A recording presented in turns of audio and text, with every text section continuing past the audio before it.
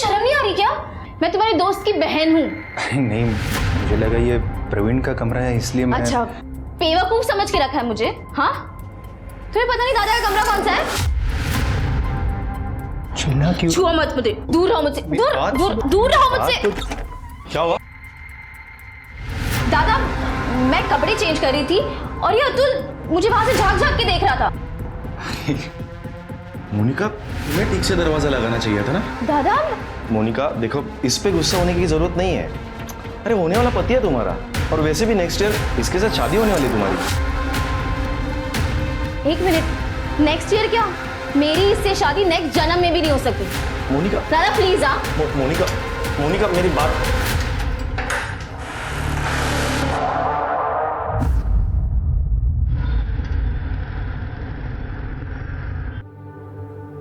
बाबा ये तो समझदारी। हाँ। अरे अभिजीत, अरे घर का राशन खत्म हो गया है और लाइट का बिल भी नहीं भरा अभी तक। प्लीज थोड़े पैसे दे दो। इससे पैसे ले लेना। इस महीने का सारा खर्चा मैंने इसे पहले से ही दे दिया। क्या? पैसे? वो ना एक्चुअली सारे पैसे मैंने दोस्त के साथ एक स्कीम में इन्वेस्ट कर दिए। क्या? फिर किसी वाहियात काम में पैसे बिगाड़े होंगे तूने। बाबा, आप लोग को कुछ पता है कि ये क्या करती है, कहाँ जाती है? बस अपने दोस्तों के साथ पार्टी और मजे करने में मेरे पैसे बर्बाद करती रहती है। आपके पास कोई हिसाब है? मैं आज के बाद पैसे नहीं देने वाला। अरे लहा नहीं थी, नादानी में गलतियां होती है। तू तो तिचे मागे से लगलस, कुछ कर रही है ना वो। ऐसे में कभी फायदा कभी नुकसान होता है। तू क्या चाहता है, ये नकारी बैठी रहे? ये सिर्फ नुकसान करवा सकती है, और मैं अपने मेहनत के पैसे इस तरह से बर्बाद होते हुए नहीं देख सकता। शोभा, अभिजीत सही बोल रहा है। मुझे बताओ, तुम कब तक कविता की गलतियों पर पर्दा डालते रहोगे? लगता है गांव की पुश्तैनी जमीन बेचकर ही गुजारा करना पड़ेगा अभी। जो करना है कर लो, पर आज के बाद मैं पैसे नहीं देना। अब तो घर जाने को भी डर लगता है। वही चिक चिक अनाप शनाप खर्चे, मेरी थोड़ी बहुत सैलरी भी कम पड़ जाती है। मैं कुछ मदद करूँ क्या? देख मोनिका, तुम अमीर हो, पर मैं इतना भी गरीब नहीं कि तेरे भाई से मदद लूं। एटलीस्ट मेरी ये खुददारी प्लीज बची रहे। हाँ, लेकिन उस घर से मैं कंटाल गया हूँ। सोचता हूँ कि कहीं दूर चला जाऊँ। अभिजीत, तुम जहाँ भी जाओगे ना, मुझे साथ में लेकर जाओ प्लीज। लेट हो रहा है, हमें निकलना चाहिए ना। ठीक है, चल।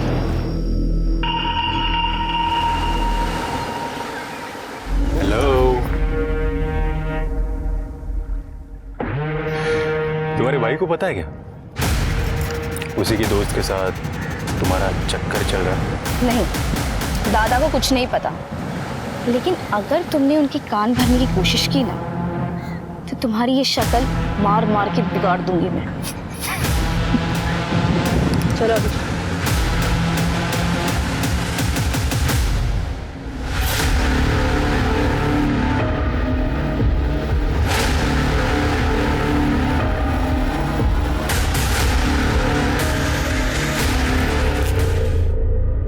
नमस्कार, मैं सोनाली कुलकर्णी क्राइम पेट्रोल 70 के इस नए अध्याय में आपका स्वागत करती हूँ। इस दुनिया में अगर किसी चीज को बुरी नजर से बचाकर रखने की सबसे ज्यादा जरूरत है तो वो है प्यार।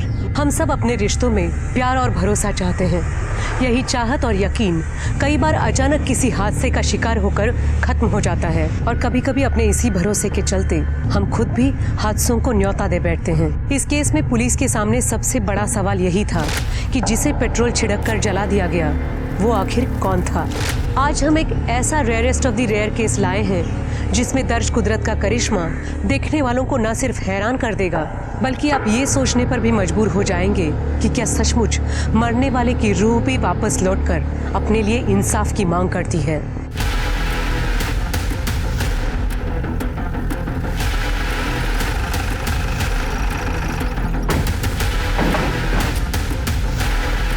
किधर है? अब इधर है।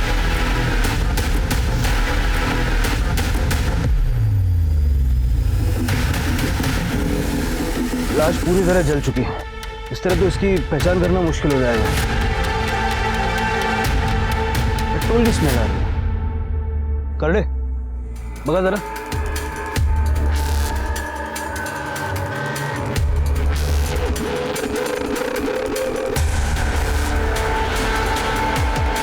सर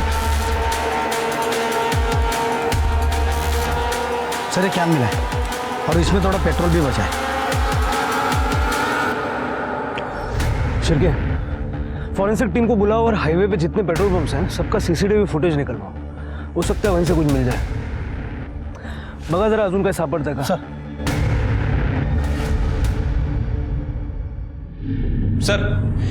क्राइम सीन पे जो पेट्रोल का कैन मिला था और उसके ऊपर जो फिंगरप्रिंट थे सर, हमारे डेटाबेस में किसी से मैच नहीं कर रहे सर। और फॉरेंसिक ने कंफर्म किया है कि वो मेल की बॉडी है। एक बेल्ट का बक्कल भी मिला था। आसपास के रोड की सीसीटीवी में कुछ मिला? नहीं सर, कुछ भी सस्पिशियस नहीं दिखा है। शिरके, एक काम करो, सारे मिसिंग कंप्लेंट्स चेक करो। ठीक है सर।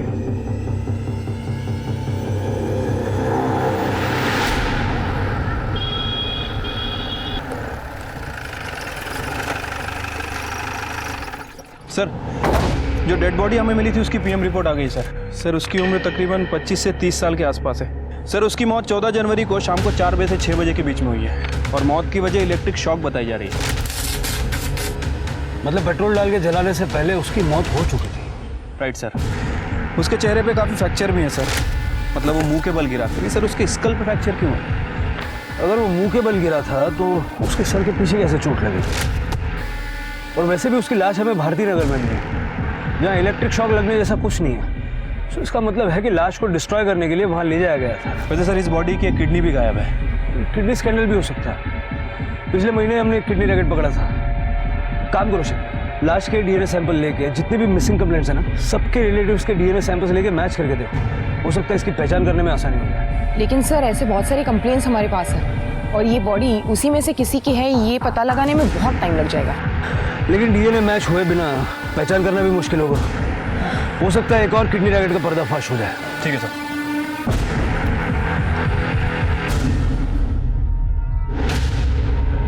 तमाम कोशिशों के बावजूद पुलिस को ना ही उस अनजान लाश की शिनाख्त में कोई कामयाबी मिल रही थी और ना ही कातिल का कोई सुराग मिल पाया। लेकिन 2 साल बाद अचानक एक ऐसी अजीबोगरीब घटना घटी कि खुद पुलिस भी हैरान रह गई।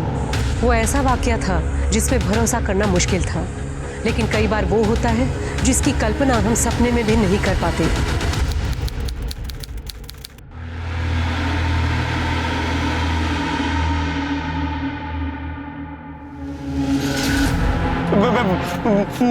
मुझे माफ कर दो, मेरा पीछे छोड़ दो।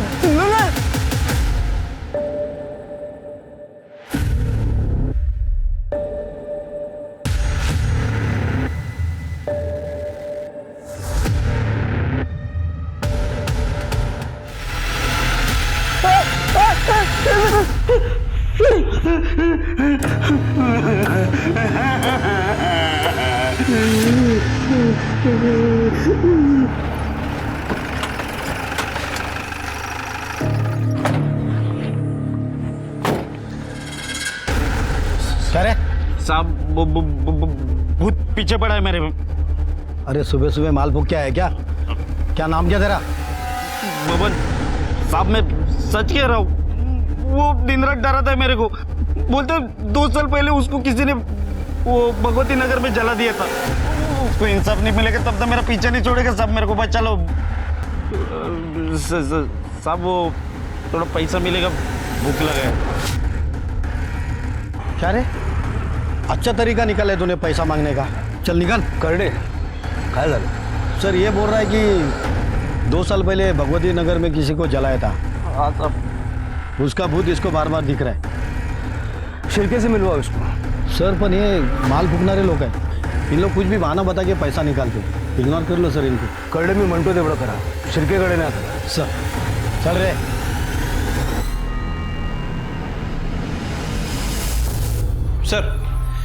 सर 2 साल पहले भगवती नगर में कोई जली हुई लाश नहीं मिली थी।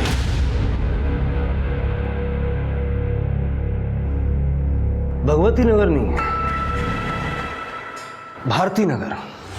तुम्हें याद है 2 साल पहले भारती नगर में हमें एक जली हुई लाश मिली थी, 25-30 साल का लड़का था, एक किडनी भी गायब थी। हाँ सर, और ये भारती नगर और भगवती नगर आसपास ही हैं। उस वक्त लाश की पहचान नहीं होने की वजह से केस आगे नहीं बढ़ पाया था। एक काम करो, उस केस की फाइल निकालो और इस बबन को भी ढूंढ के निकालो। सर साहब जो कुछ है ना वो बड़े सबको सच सच बता दे। सर आ बघा माल फुकट पार्टी बसला होता। नाम क्या है तेरा? बबन। बबन, तेरी ये भूत वाली कहानी है मजेदार, लेकिन तेरी बात पे कोई विश्वास क्यों करे? यकीन मानिए साहब, मैं सच बोल रहा हूँ। उस भूत ने मेरा जीना हराम कर दिया है। वो नशा भी कितना भी कर लूं, फिर भी वो सपने में आ ही जाता है। क्या बोलता है? मुझे इंसाफ दिला दो, या और आगे भी कुछ बोलता वो? मतलब वो आके डराता है मेरे को साहब। मान लेते हैं तेरी भूत वाली कहानी सच है। कभी उसने कोई नाम बताया, किसने मारा, क्यों मारा, कुछ ऐसा बताया? हाँ साहब, अभिजीत। और कुछ? क्या हुआ, कैसे हुआ?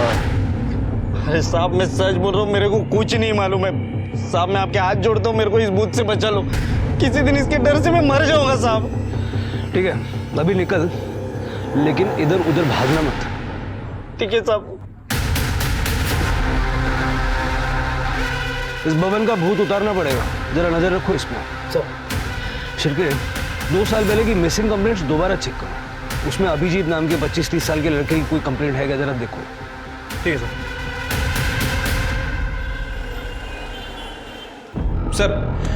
सर 2 साल पहले अभिजीत नाम के लड़कों की 4 मिसिंग कंप्लेंट दर्ज हुई थी सर। उसमें से 2 की उम्र महज 10 से 15 साल है और बाकी के 2 की उम्र 40 से 60 साल।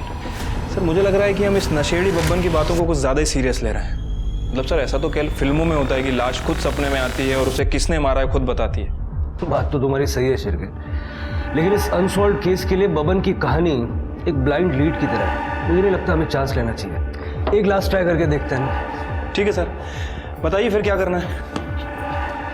एक काम करो, भारती नगर में जहां हमें वो जली हुई लाश मिली थी ना, उसके 25 किलोमीटर के रेडियस में 25 से 30 साल की उम्र के अभिजीत नाम के जितने भी लोग हैं, सबकी एक लिस्ट बनाओ। देखो उनमें से कोई मिसिंग है क्या। Okay sir. इतनी चक्कर क्यों डालते हैं?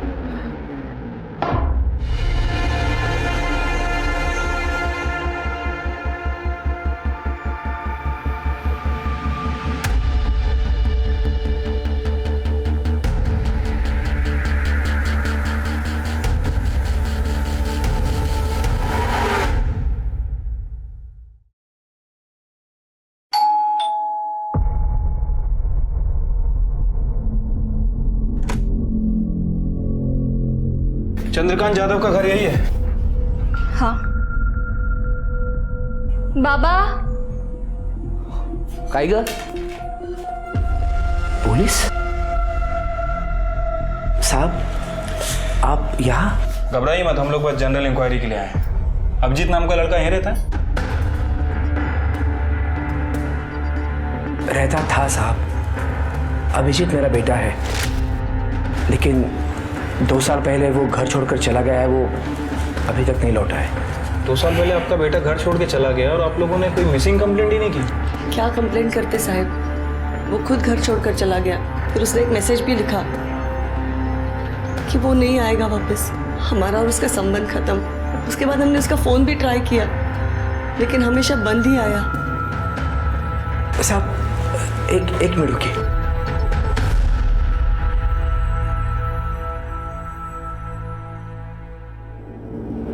ये देखिए सर, 2 साल पहले उसने ये मैसेज किया था। बाबा मैं हमेशा के लिए घर छोड़कर जा रहा हूँ और दोबारा वापस लौटकर नहीं आऊँगा। हमारा रिश्ता खत्म। रिश्ता खत्म करने की कोई खास वजह? जब बच्चे बहुत कमाने लगते हैं ना, माँ बाप उन्हें बोझ लगने लगते हैं। वो हमारी जिम्मेदारी नहीं लेना चाहता था। लेकिन आप ये सब क्यों पूछ रहे हैं? देखिए 2 साल पहले हमें एक बॉडी मिली थी और हमें शक है कि वो अभिजीत की ही बॉडी है। क्या? शोभा, क्या बोलते हैं? रो मत। हो सकता है वो हमारा अभिजीत नहीं होगा।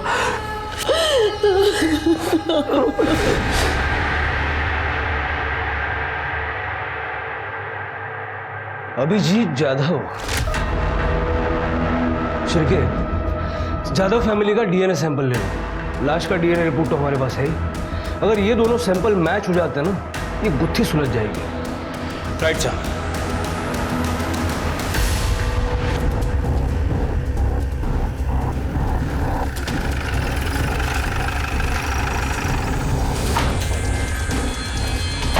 कहाँ जा रहे हैं आप लोग? साहब, वो जब से पता चला है कि अभिजीत का शायद खून हो गया है, तब से उसकी माँ की तबीयत बहुत ख़राब है। उसको डॉक्टर के पास ले जा रहा हूँ। ठीक है, लेके जाइए इन्हें। जी। लेकिन उसके बाद आपको हमारे साथ चलना होगा। आपके साथ? क्यों साहब? डीएनए टेस्ट के लिए। डीएनए टेस्ट के लिए?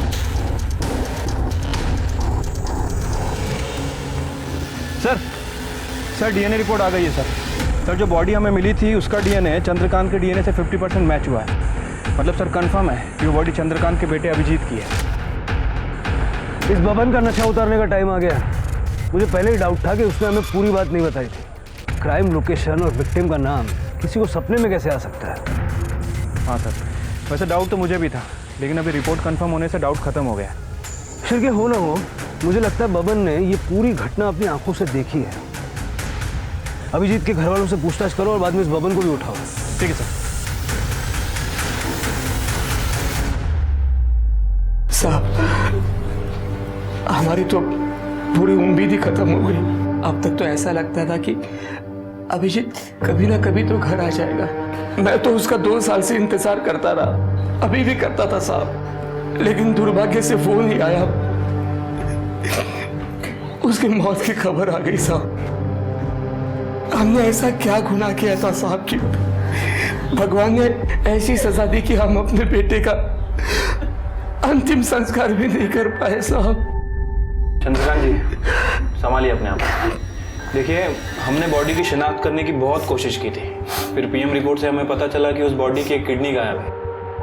तो हमें लगा कि शायद ये कोई किडनी रैकेट का मामला।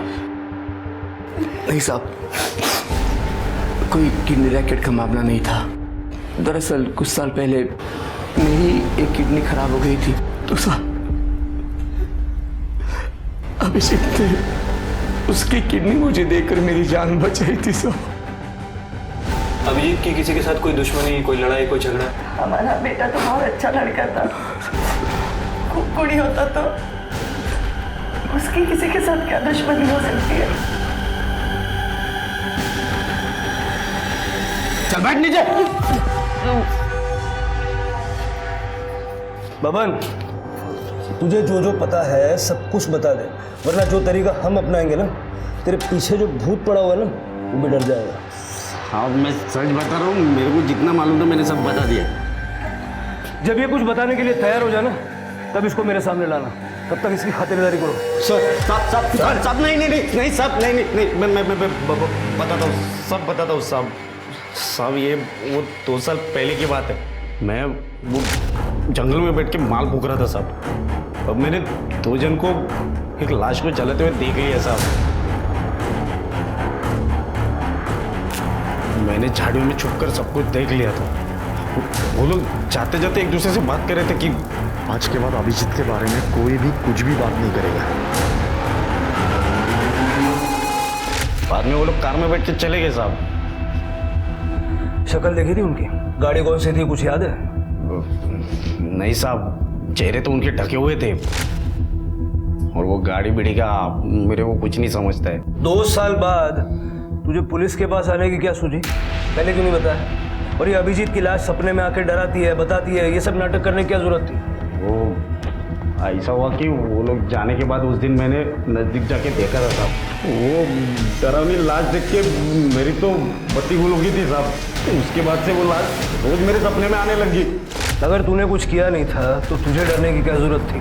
साहब, अगर मैं आप लोगों को ये बता देता कि वो लाश को जलाने का मैं गवाह हूँ, तो आप लोग तो मेरे को ही पकड़ के पूछताछ करते ना। और ऊपर से ये कांड जो लोग ने किया था, वो लोग भी मेरे जान के पीछे पड़े जाते। इसके लिए मैंने आप लोगों को आधा ही बात बताया। सर, ये अभिजीत के बारे में कुछ इन्फॉर्मेशन मिली है सर। एक कंपनी में सेल्स मैनेजर था, लेकिन उसने जॉब नहीं छोड़ी थी। जादव फैमिली के बारे में पूछताछ की? हाँ सर, उसकी बहन कविता के बारे में पूछताछ की है सर। सर उनका कहना है कि काफ़ी अय्याश किस्म की लड़की है, पैसे काफ़ी उड़ाती थी, देर रात तक घर से बाहर रहती थी, घर का सारा खर्चा अभिजीत ही चलाता था। और इस बात को लेकर दोनों भाई बहनों में काफ़ी लड़ाई हुआ करती थी। लेकिन सर अभी तक इस कविता के खिलाफ कुछ सस्पिशियस नहीं मिला है। सर कि कोई तो ऐसा होगा जिसको शक हो। सर एक जरूरी बात पता चली है। हमने अभिजीत के 2 साल पुराने कॉल रिकॉर्ड चेक किए, उसमें एक नंबर मिला है जिसपे वो लगातार बात करता था। सर ये देखिए, ये नंबर किसी मोनिका देशमुख के नाम पर रजिस्टर्ड है। हमने उसकी लेटेस्ट लोकेशन भी पता की है और ये मोनिका और अभिजीत दोनों एक ही कॉलेज से पास आउट हुए हैं 2012 में। सर और एक बात, ये दोनों देर रात तक बात करते थे। सर अभिजीत की मोबाइल की आखिरी लोकेशन करवे नगर की थी। करवे नगर से भारती नगर 10 किलोमीटर की दूरी पे, जहाँ पर हमें अभिजीत की लाश मिली थी। जरा पता करवाओ ये अभिजीत करवे नगर क्या करने गया था। सर शिरके, ये मोनिका और अभिजीत का लेट नाइट बातें करना इस केस का इंपॉर्टेंट एस्पेक्ट हो सकता है। हो सकता है यहीं से कोई बड़ी लीड मिल जाए। इस मोनिका से बात करनी पड़ेगी।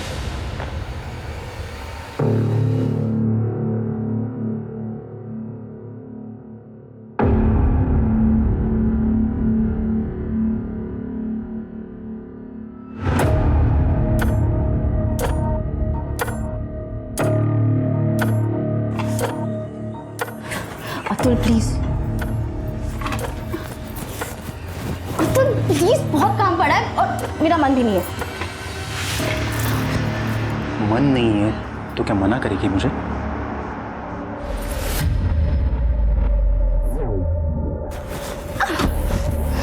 तेरी ये हिम्मत? पति हूं तेरा मैं। कौन? पति। क्यों करते रहते हो अतुल रोज रोज? क्या बिगाड़ा है मैं तुम्हारा? किसे लायक है तू? चल अब ये हुलिया ठीक कर ले। 10 मिनट का काम है मेरा, मैं वो काम करके वापस आ रहा हूँ। उसके बाद अगर तू मुझे मेरे बेडरूम में मेरा इंतजार करते वक्त नहीं मिली ना, तो तेरा हुलिया नहीं, तो ये चेहरा भी बिगाड़ दूंगा मैं।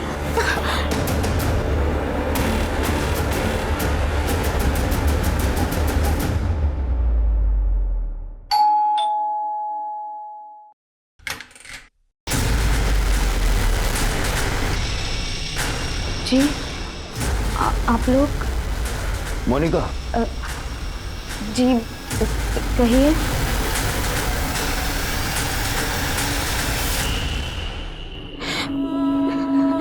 मुझे अभी भी यकीन नहीं हो रहा कि अभिजीत इस दुनिया में नहीं रहा। वो और आप देर रात तक बातें करते थे, सच है ना?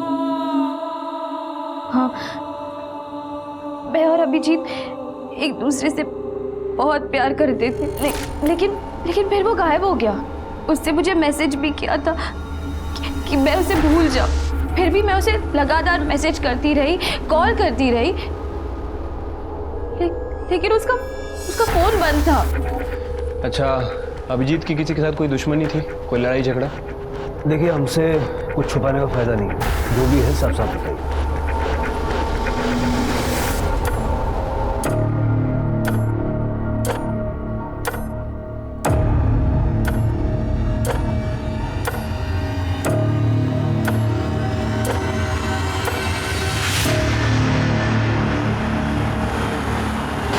जो भी है। दादा दादा दादा दादा दादा एक खा चुकी नहीं है, खा चुकी नहीं है। दोस्त के बहन के साथ गुलछर्रे उड़ाने गलती नहीं है? हाँ, वो समझ नहीं पाया। दोस्त बन के ऐसे धक्का दे रहा, शर्म नहीं आती तेरे को? देख देख प्रवीण, मैं मोनिका से प्यार करता हूँ और मैं उसे कोई धोखा नहीं दे रहा हूँ। मैं मोनिका से शादी करना चाहता हूँ। क्या ये एक भी वर्ड बोला ना तो इधर किधर जमीन में गाड़ दूंगा, समझा? औकात में रहे अपनी। कम से कम अपना स्टेटस तो देख लिया होता। अमीर लड़की दिखी नहीं, फंसाना शुरू। दादा नहीं, दादा नहीं। हम दोस्त है इसलिए तेरे को जिंदा छोड़ रहा, समझा? औकात नहीं भूलने का अपनी, समझा? चल चल अंदर, भूलने का नहीं।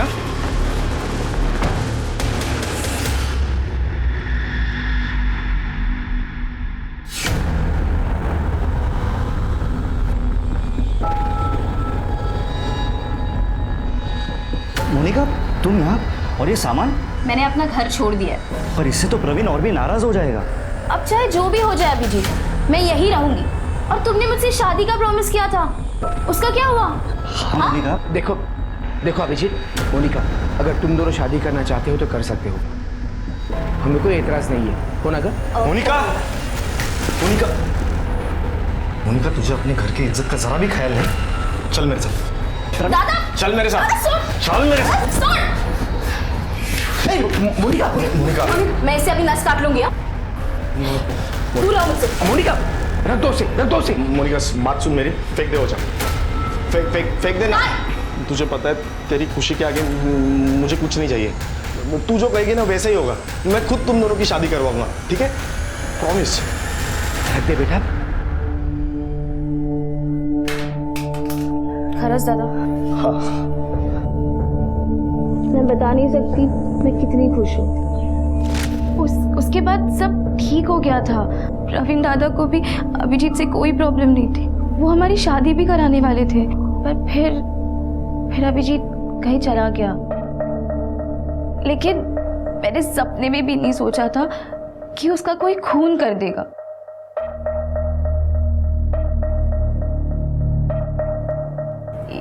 ये मेरे पति है अतुल।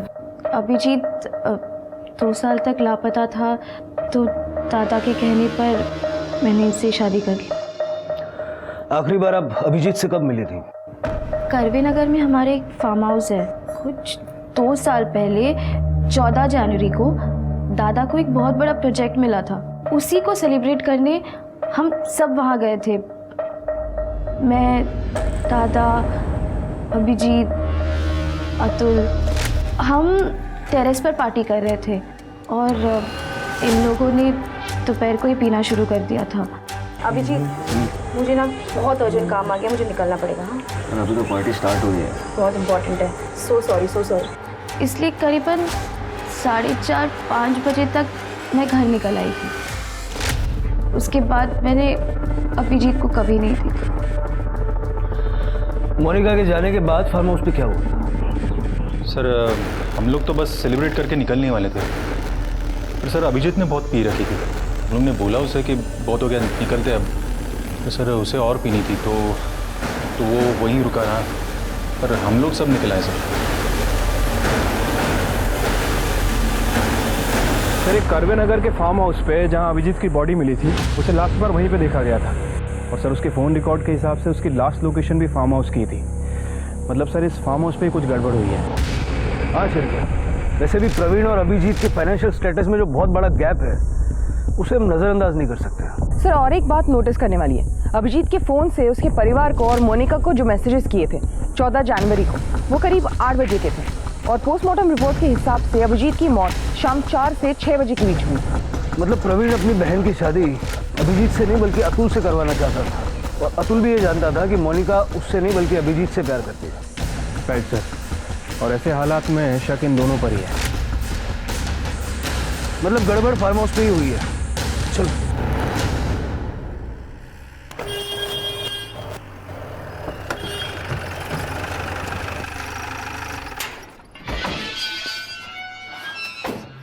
देशमुख फैमिली का फार्म हाउस है नहीं? हाँ सब।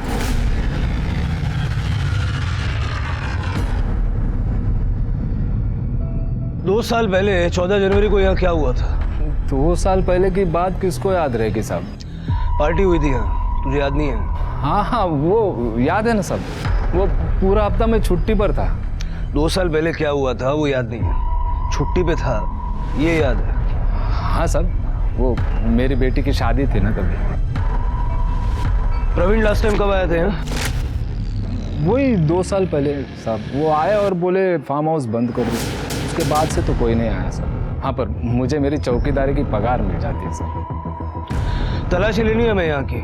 हाँ साहब, लीजिए ना। बगा सगळीकडे।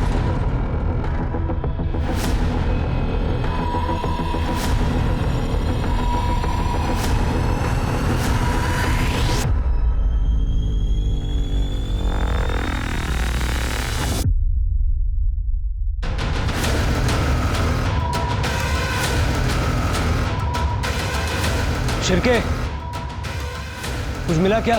नहीं सर, यहाँ बहुत सारी शराब की बॉटल्स हैं। लगता है यहाँ पे रेगुलर पार्टीज होती थी।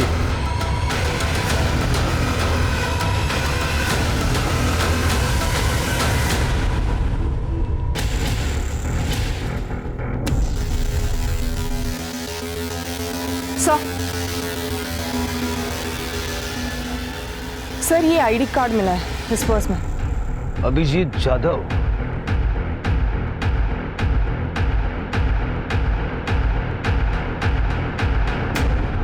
तुझे थोड़ी तेरी अक्कल है? पुलिस को सारी कहानी बतानी क्या जरूरत थी? दादा, अगर मुझ में थोड़ी भी अक्ल होती ना तो मैं ये नहीं समझती कि अभिजीत मुझे छोड़कर भाग गया। लेकिन उसके साथ जो हुआ वो कितना बुरा हुआ। अरे जो हुआ उसका मुझे भी दुख है, लेकिन अब क्या करूं? दादा, हमें अभिजीत को इंसाफ दिलाने के लिए पुलिस की मदद करनी चाहिए।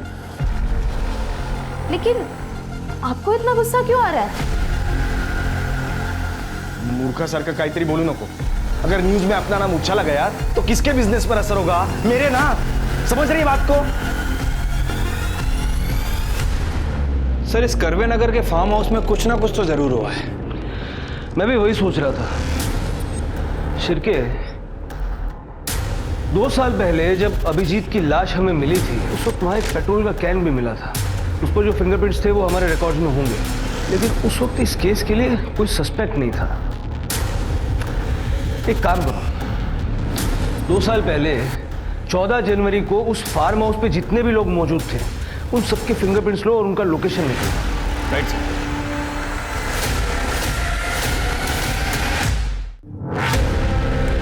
सर, अभिजीत हमारा दोस्त था सर। उस दिन से उसका गायब होना, फिर उसकी मौत की खबर सुनकर हम भी बड़े दुखी है सर। सर, उस दिन फार्म हाउस से हम लोग निकल गए थे, वो अकेला ही था। कौन कहाँ था ये तो जल्दी पता चल जाएगा। सर, हम लोग सच कह रहे हैं सर, हम लोग फार्म हाउस से निकल गए थे। हमने तो सब बता दिया, फिर भी आप बार बार हमें क्यों परेशान कर रहे हैं सर? देखो, अगर तुम लोग इनोसेंट हो तो डरने की कोई जरूरत नहीं। सच तो जल्दी सामने आएगा ही।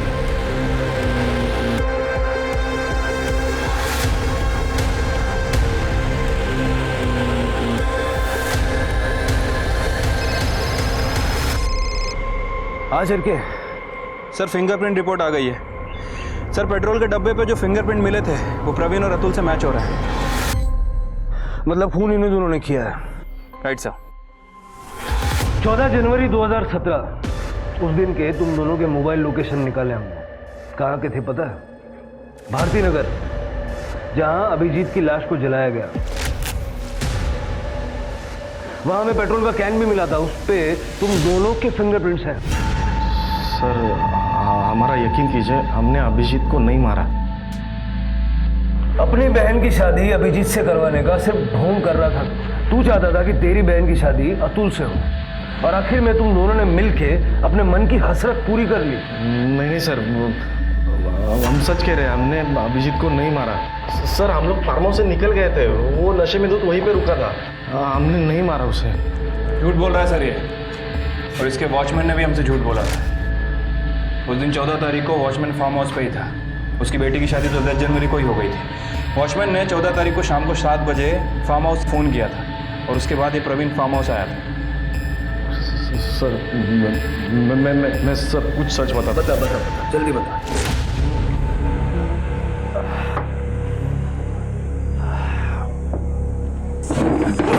अबे आराम से गिरा देगा सब कुछ यार। तू क्या कर रहा है यार? जो चढ़ गए आराम से।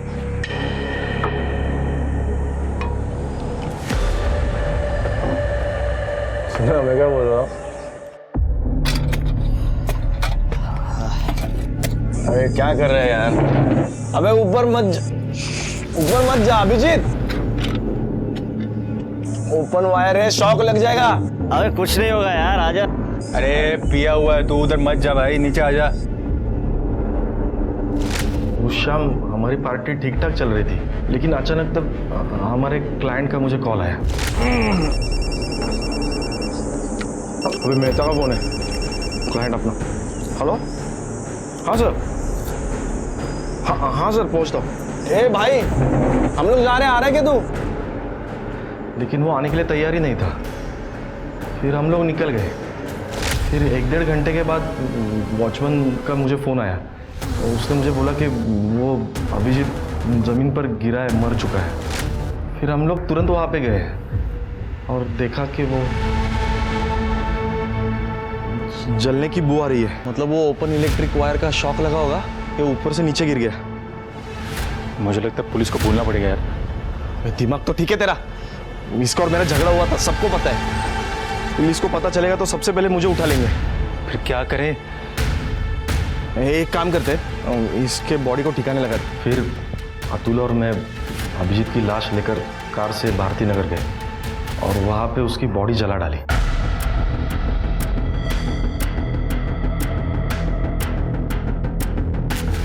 और फिर बाद में राजाराम वॉचमैन को पैसे देके उसको चुप करवाया।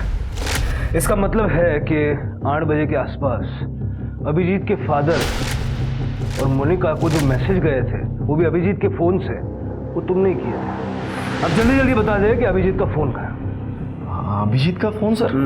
हमने अभिजीत का फोन नहीं देखा सर, सच कह रहे सर। तुम दोनों की बातों में सच्चाई कितनी है ये जल्दी पता लग जाए।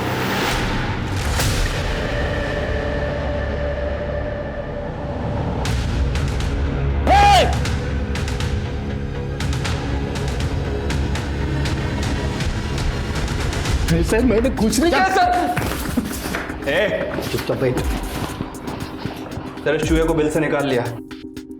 ऐसे भाग रहा था जैसे इसे कभी पकड़ ही नहीं पाएंगे। नहीं साहब, मैं भाग नहीं रहा था, मैं एकदम अर्जेंट काम से जा रहा था साहब। जा रहा था हैं? तेरा काम कितना अर्जेंट है अभी पता चल जाएगा। शिरके, इसके घर की अच्छे से तलाशी लो। अभिजीत के केस से जुड़ी कोई भी चीज़ हो ढूंढ निकालो। देखते हैं कब तक सच छुपाता है। ठीक है सर, चुपचाप बैठे रहे। सर, हमने राजाराम के घर की तलाशी ली थी। ये देखिए, 2 साल पुराना वीडियो मिला उसके फ़ोन में। ये वीडियो राजाराम के हाथ कैसे लगा? सर वो तो नहीं पता, लेकिन जब मैंने इस राजाराम का बैंक अकाउंट चेक किया सर, मेरा शक और बढ़ गया। सर ये जो वीडियो वाला आदमी है राजाराम के अकाउंट में हर महीने पैसे ट्रांसफ़र कर रहा है जब से हमने अभिजीत का केस ओपन किया है। उठा लो इसे। सर क्या कह रहे हो आप इंस्पेक्टर साहब? ये सरासर गलत है। मैं अपने बेटे को क्यों मारूंगा, वो भी जान से? अरे साहब, मैंने कभी चाटा भी नहीं मारा उसको। करड़े आना दला। सर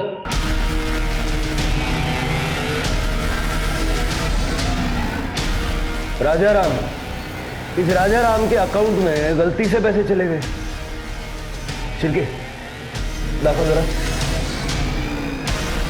ये देखो, ये वीडियो 2 साल पहले 14 जनवरी को शाम के 5:15 बजे करवे नगर के एक फार्म हाउस की। क्या कर रहे थे वहां? मैं कहीं नहीं गया था। अभिजीत को मारते वक्त तो तुमने अपना फोन स्विच ऑफ रखा था, लेकिन जब उसकी लाश को जलाया भारती नगर में, वहां तुम्हारा फोन स्विच ऑन था।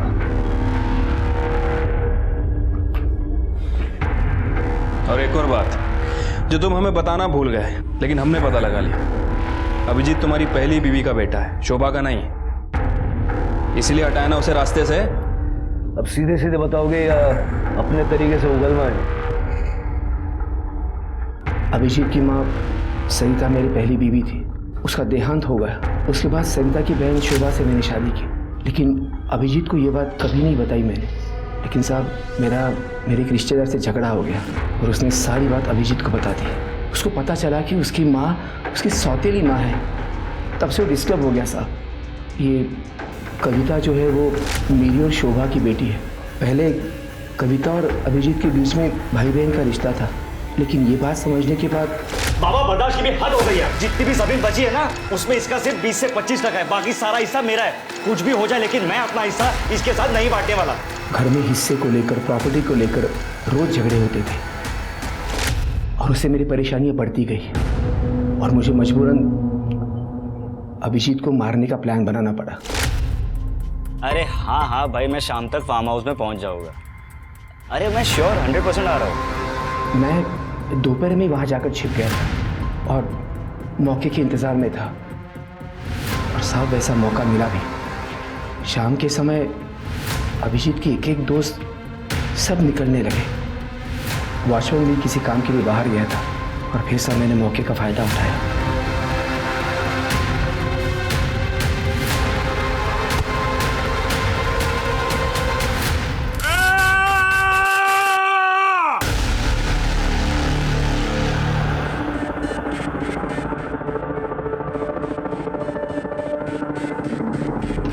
मैं तुमको ना ये पूरा रख लो, लेकिन किसी को बोलना नहीं है। मैंने अभिजीत की जेब से उसका फ़ोन निकाला और वही पास में छिप गया।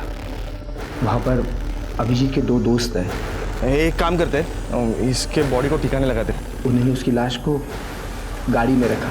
मैंने स्कूटी से उन दोनों की गाड़ी का पीछा किया और फिर मुझे तसल्ली हो गई कि मेरा प्रॉब्लम हमेशा के लिए सॉल्व हो गया। रात को मैंने अभिजीत के मोबाइल से खुद को और मोनिका को मैसेजेस किए। पिछले 2 साल से मैं राजाराम को पैसे दे रहा था। जिस बेटे ने अपनी किडनी तुम्हें देके तुम्हारी जान बचाई, तुमने उसी की जान ले ली। बाप कहलाने के लायक नहीं हो तुम। जिस तरह की मौत अभिजीत मरा है ना, उससे भी दर्दनाक मौत तुम्हें मिलनी चाहिए। बेटे अभिजीत के खून के आरोप में चंद्रकांत जाधव को कड़ी सजा मिली।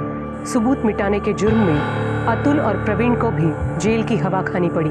वहीं अभिजीत की निर्मम हत्या के बाद इस बात पर यकीन करना मुश्किल है कि खून का रिश्ता दुनिया में सबसे मजबूत रिश्ता होता है। इसलिए स्वार्थ, अहंकार और बदले की भावना को परे रखकर ऐसे किसी भी अपराध में शामिल होने से पहले एक बार बाद में होने वाले भयंकर परिणामों के बारे में भी जरूर सोचें। अब मैं सोनाली कुलकर्णी आपसे विदा लेती हूँ। कल फिर मिलेंगे क्राइम पेट्रोल सतर्क जस्टिस रिलोडेड में एक नए केस के साथ। तब तक अपना और अपने परिवार का ख्याल रखिए।